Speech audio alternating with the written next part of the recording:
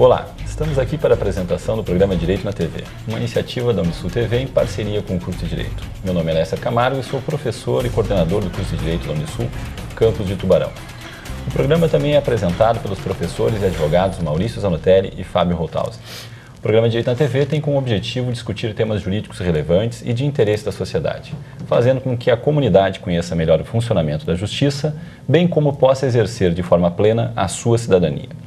Nesse sentido, colocamos à disposição de você, telespectador, o e-mail da produção para que sejam encaminhadas as dúvidas, sugestões e as opiniões acerca dos temas aqui discutidos. E no dia de hoje, discutiremos algumas questões ligadas à possibilidade ou impossibilidade de penhora, ou seja, a expropriação de bens ou valores em duas situações específicas. Na primeira situação, em caso de um devedor de uma ação judicial possuir uma conta poupança com até 40 salários mínimos e o credor não ter o direito de expropriar, de tomar este valor para si. Já no segundo caso, a ser analisado aqui, discutiremos a hipótese do fiador de um contrato de locação que, segundo diz a lei, em caso de dívida do afiançado, não teria sequer direito ao seu bem de família, pois esse estaria sujeito à penhora pelo credor. Como se percebe, tratam-se de assuntos de enorme relevância para toda a sociedade e envolvem os direitos e as obrigações do credor e do devedor nas relações jurídicas. A fim de comentarmos essas duas importantes questões, temos hoje aqui presentes duas acadêmicas formandas do curso de Direito da Unisul de Tubarão, Cristiane Gonçalves Joaquim Rosa e Cíntia Silvia de Carvalho Martins. A acadêmica Cristiane apresentou a monografia intitulada Análise acerca da possibilidade de penhora da quantia específica depositada em caderneta de poupança. E a acadêmica Cíntia apresentou a monografia intitulada Análise da penhora do bem de família do fiador de locação. Muito obrigado pelas suas presenças aqui, Cristiane e Cíntia. Obrigada pelo convite. Cíntia, a fim de permitirmos ao nosso telespectador um panorama mais geral acerca do assunto, em que consiste o contrato de fiança, quem são suas partes e quais contratos ele pode estar vinculado? Só para a gente esclarecer essa questão inicial, Cíntia. Bom, o contrato de fiança, ele consiste quando uma pessoa, que é o fiador, ele se obriga a pagar uma dívida alheia, caso o verdadeiro devedor não a pague. As partes, esse contrato é feito entre o credor e o fiador. Perfeito. E ele é muito utilizado hoje mais nos contratos de locação. É muito comum esse tipo de contrato, então, nos contratos de locação.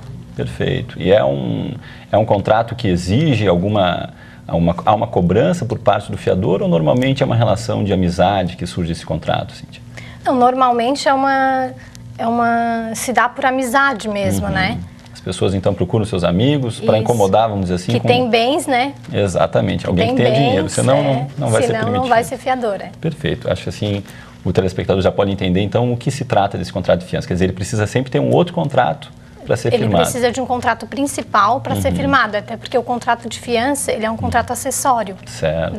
E um comum seria esse contrato de locação. Seria o contrato de locação. Aí o locatário, aquele que está utilizando o imóvel, não pagou, e aí quem vai pagar é o fiador. É o fiador. Perfeito. Cristiane, também com o mesmo intuito, pergunto-lhe em que consiste um processo de execução e qual o significado desse termo tão falado no dia a dia, penhora.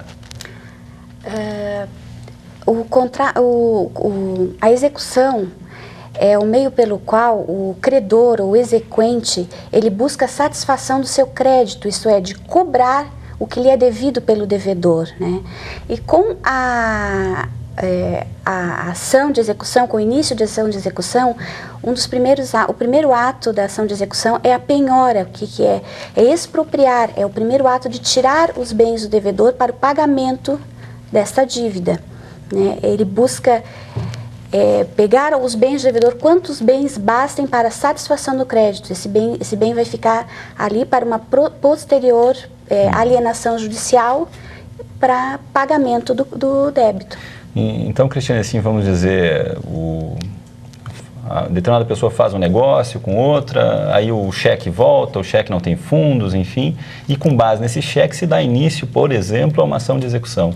Exatamente, para dar início a uma ação de execução, precisa ser observados, inclusive, alguns requisitos, Certo. Que precisa existir um título, e precisa ter acontecido o inadimplemento, quer dizer, um não pagamento. A partir daí, inicia-se o processo de execução e a cobrança desses valores. E essa penhora seria, ele não pagou, tomamos o bem dele. Tomamos o Forçado bem dele. mesmo. Exatamente, de forma forçada. Perfeito. Cristiane, ainda nesse sentido, né, feitos esses esclarecimentos gerais acerca da penhora, do contrato de fiança, do processo de execução em geral, eu gostaria de saber, das duas, na verdade, né, se todos os bens do devedor são passíveis de sofrer penhora e se existe uma ordem de preferência na busca dos bens do devedor. O que tu falarias para mim sobre isso, Cristiane? Professor, a princípio, é bom que se esclareça que todos os bens, em regra, são passíveis de penhora. A regra é A regra é a penhorabilidade, é ser penhorado, né? São os bens responderem pelas dívidas do devedor. Né? Contudo, no nosso ordenamento, existem algumas hipóteses de impenhorabilidades, né? Hipóteses de determinados bens não serem passíveis de penhora.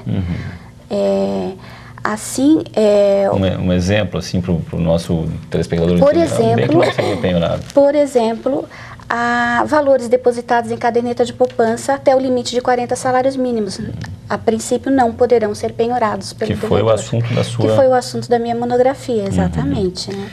E, Cristiane, assim, dentre esses bens penhoráveis, então, que podem sofrer a penhora, né? Então, tu comentaste aqui de um que não pode sofrer, né? E aí existiriam outros, até o próprio bem de família, que depois a Cíntia vai abordar esse assunto, né? Há uma ordem de preferência que tem que ser seguida para que se penhore o bem? Quer dizer, primeiro é esse, se não tiver esse, é aquele? Existe, um ordenamento também prevê isso, né? Existe uma ordem preferencial de penhora, que a primeira opção de penhora é o dinheiro em espécie, é o próprio dinheiro, né? Até porque é o fim da execução, né? A execução objetiva é realmente obter o pagamento em espécie. Perfeito. Por isso o dinheiro realmente é a melhor opção de penhora, né? Eu entendo que o dinheiro, ele é a melhor opção de penhora tanto para o devedor quanto para o credor, né? O credor vai ter o seu débito adimplido muito mais rápido e o devedor não vai precisar se desfazer de outro bem que já usufrui para ser posteriormente vendido e transformado em dinheiro para acredito também pela questão da celeridade no próprio processo. O processo vai ficar mais rápido, exatamente, né? Perfeito. Agradeço então nesse primeiro bloco a participação das duas acadêmicas. Faremos um breve intervalo e em alguns instantes estaremos de volta. Não saia daí.